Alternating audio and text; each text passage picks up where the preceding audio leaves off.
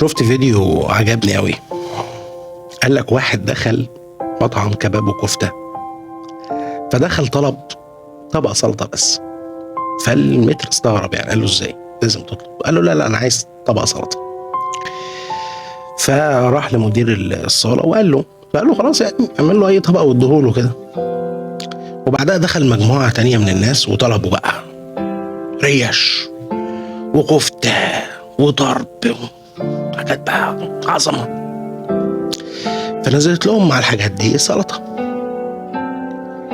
بس سلطة متوضبة زي حياتنا بالظبط.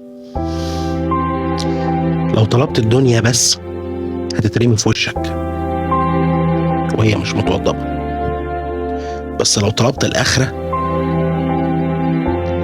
هتجيلك الدنيا متوضبة.